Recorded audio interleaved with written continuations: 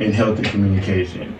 And when I mean gentle is, you have to watch your approach on how you talk to people. The approach is key. I can't just say what I want to say because it's the truth. Because sometimes, one, it may not be the right time. Two, it may not be how it should be delivered to that person. You have to figure out another way because of how they have dealt with things. You may say one or two words or say it in the tone to where it triggers something that they have dealt with and they haven't fully healed from a long time. And that's what the key thing for me in healthy communication I'm learning is, I will tell the truth. Yes, I will hold you accountable, but I have to be gentle and walk in the love so you can receive it that's what was the key word, especially if you want them to receive what you're telling them. In a loving manner. Even if you disagree, we will do that in a meaningful way. I'll give you one.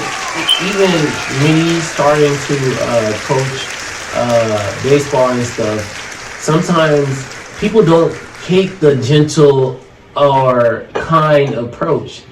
They only know from the hard correction, the hard truth, or the tough love. Like, nigga, you fucking up. Do this. You know what I mean? Damn, Mike. But you have to be gentle in what you're saying. I can't just say what I want to say, how I want to say it, because it reflects on how you feel and what you're going through, and I have to be conscious of that. It has to be a way approachable to where you're doing it in love, to where the person receiving it in love. Even if we agree to disagree, they know that it's in love with everything I'm saying. Even if I'm holding them accountable, it's in love. I can't just say things off the wall and justify it because I'm just telling the truth. I agree with you, bro. I was just saying that, sometimes the approach depends on the person. So sometimes, you need a little bit of a softer hands. They call it soft skills, where you're able to hit somebody on a more personal level. But other people, especially kids, they need a firm hand to where you gotta correct them, like, hey, do this or stop doing that. And it's kind of hard with adults.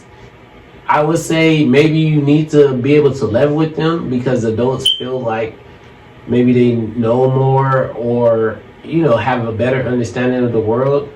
But it's on a person by person basis. I just know, me working with kids, sometimes you gotta just like, hey, y'all do this. But even them at times, but they go through stuff too. Yeah, but exactly. Even them at times, you need to connect with them on a personal level to be able to speak to them. Like, I always figured, like, if I don't know you, like, why should I even listen to you? You know what I mean? Like, are you giving me game? Or right now, as an adult, I'll listen to anybody who got something to say.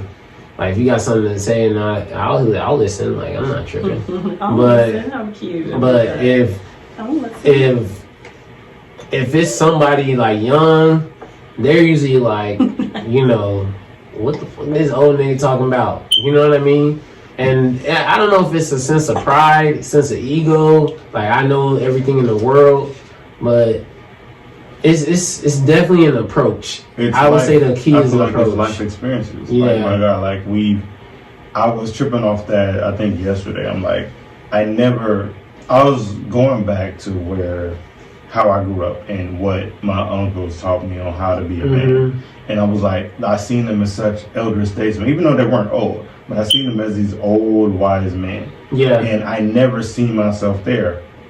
Until now, I'm 33, until I was put in a position and questions to ask, like, wow, like, well, are you going to teach X, X, Y, and Z this, or so-and-so this? And I'm like, wow, like, I felt myself talking just like my uncles used to talk when I was little. I was like, I've arrived here.